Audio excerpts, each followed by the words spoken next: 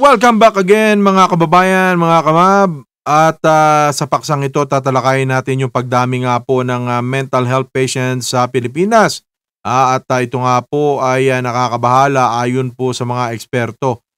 Hindi na po tayo magpapatumpik-tumpik pa at ipaparinig natin sa inyo ang ulat po at sinabi ng eksperto ukol po riyan. Ma'am, ano po ba paano po ba natin dapat babasahin ito? Yung last year po kasi, ayon to sa datos na nakuha natin sa National Center for Mental Health, yung mga tumatawag doon sa kanilang emergency hotline number, ay umabot lang sa 1,895.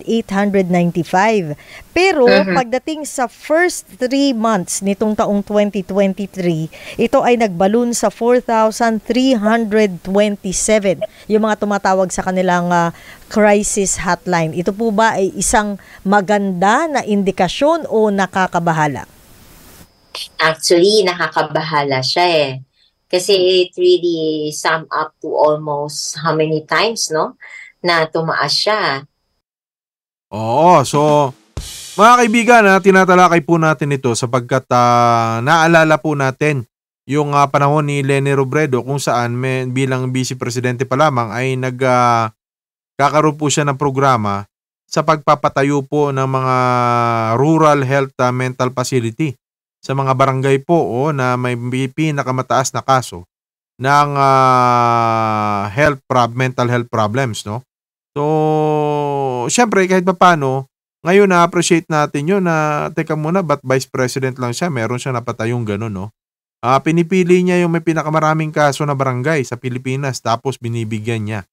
No, napaka-importante kasi ng mental health facility mga kaibigan dahil ito nga nakaraan, no, ay binulgar nitong si Senador Rapi Tulfo na nangangamoy, no, namamaho yung ating mga kababayan diyan, di ba? Oo.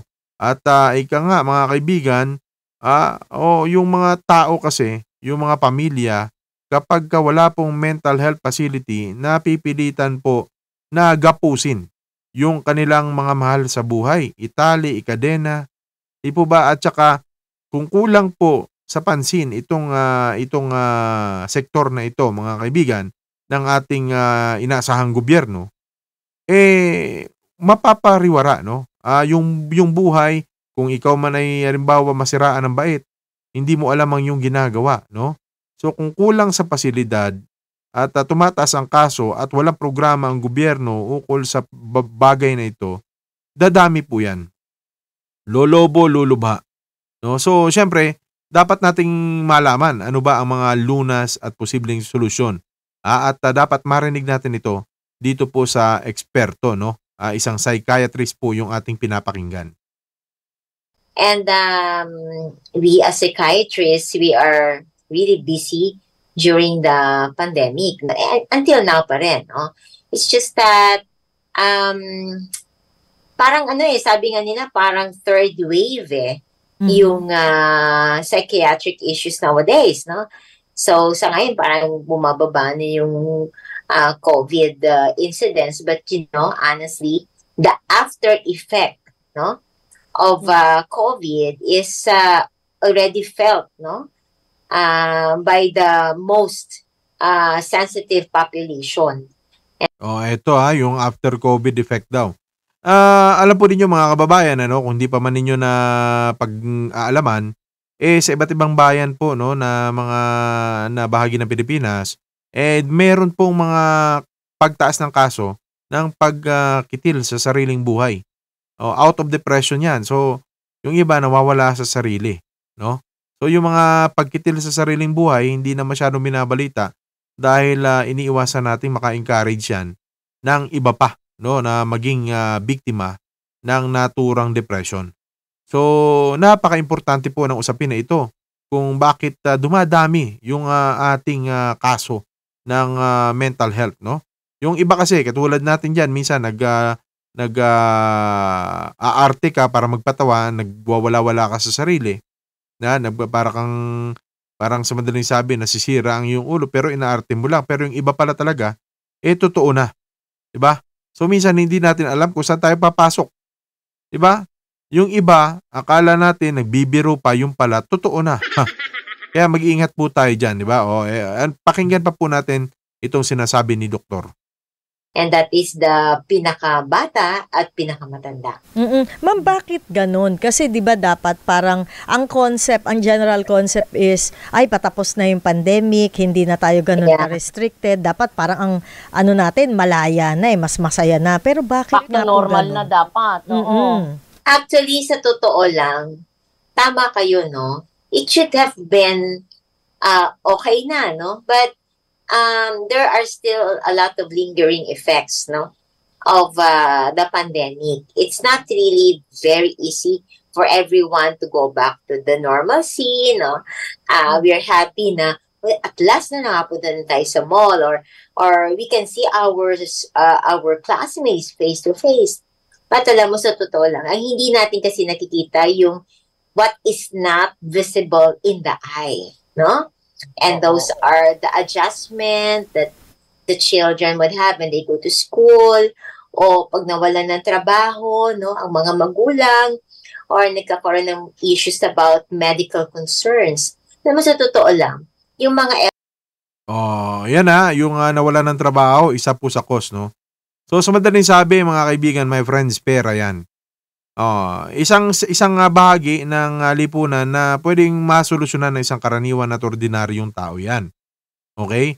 So, para sa akin mga kaibigan, ako po, kung meron akong mga kilala, katulad po, may nasalubong ako siyempre nahihiyayan manghingi, no? Nahihiyayan magsabi. So, minsan, mag-open up ka, maging approachable, no? Ang ginawa ko, nagiging approachable tayo minsan, sa mga komunidad natin, 'di ba? Sa nasasakupan lang, kamag-anak o katropa, 'di ba? Nag-uusap lang kami, ito actual na pangyayari ito. Nagkikwento lang, my friends. Pero hindi ko alam na kung anong nararamdaman niya, whether nagugutom siya o whatsoever, no. So, siguro in the sense nung nag-open up siya na sinasabi niya, hindi, may naantay kasi ako, baka pwede akong pahiram ng 50 pesos. My friends, diba?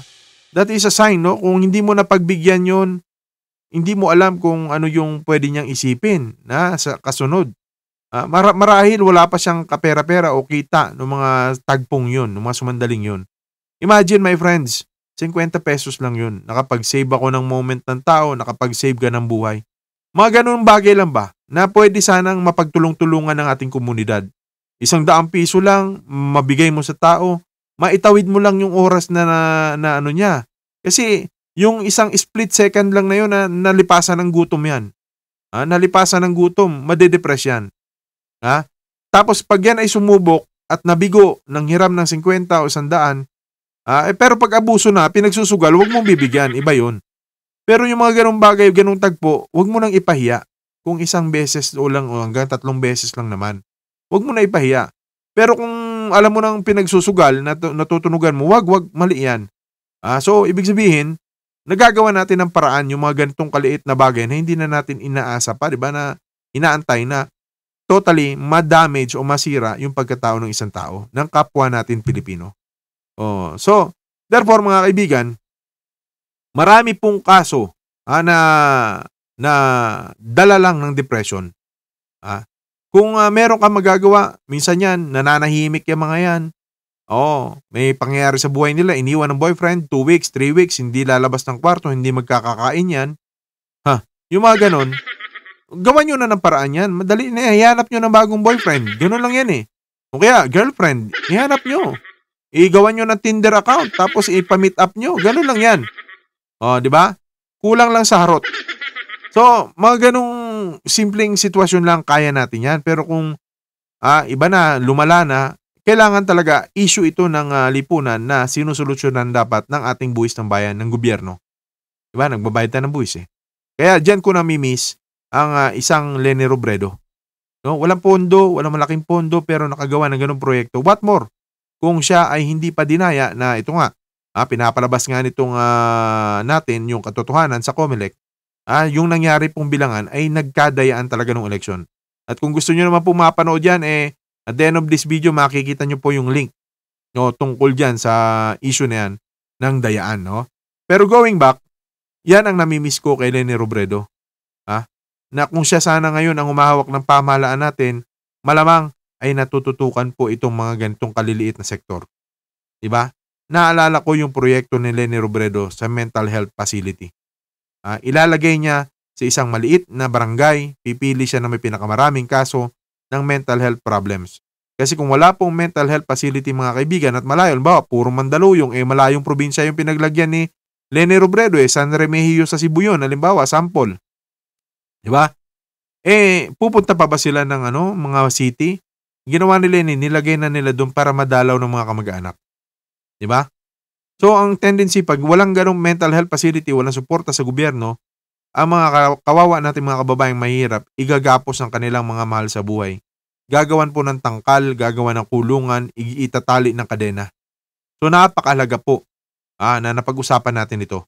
At itatanong nyo sa inyong sarili, wala nang windmill, walang Bataan Nuclear Power Plant, wala naman yung mga pinangako sa atin.